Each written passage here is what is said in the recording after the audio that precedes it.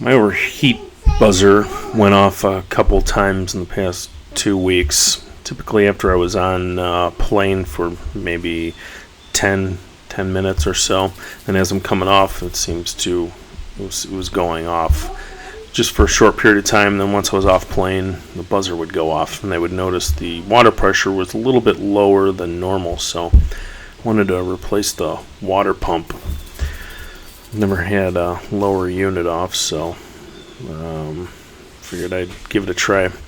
There's 4 bolts here on the lower unit that I needed to remove, and once I did that, tried pounding it on a little bit and trying to release it.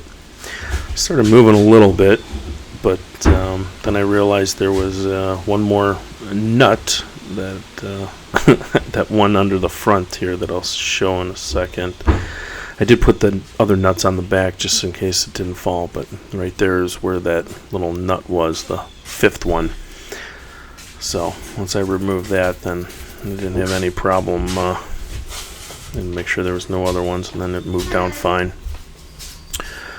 So I got it dropped down to where I put those nuts on, and I removed those nuts completely, and then was able to get it to drop down. And lowering this unit wasn't too bad, maybe only 50 pounds. It was nice having the trim switch on the back to be able to keep raising the rest of it to pull that out.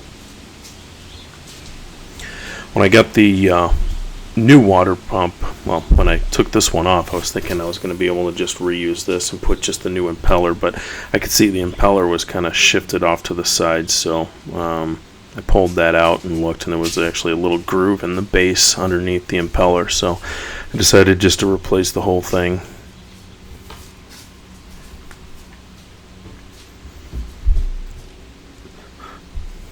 Because I've never actually worked on one of these, I didn't really know where the water pump was. I was thinking originally it was on that drive shaft, but then I started questioning myself, but looking at the back here, which is actually just the shift linkage, so that's not where it was. So I put that back on and pulled off the water pump. This one was quick something. It was an aftermarket for the Mercury.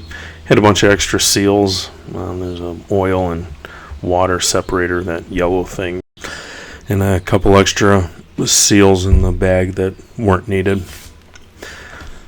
Cleaned off the base, set down the new base of the water pump over the drive shaft, put the impeller down, and was able to slide over the water pump house, rotating it clockwise to get the fins set, and they're kind of curled in around that new housing.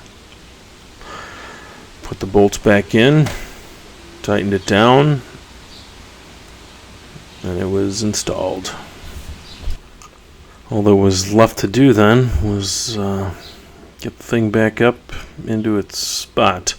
Did notice that it was not wanting to get in there, so I ended up rotating the shaft just a little bit in order to get that drive shaft lined up, and went right in. Tightened the bolts up, dropped it in the water, away we went.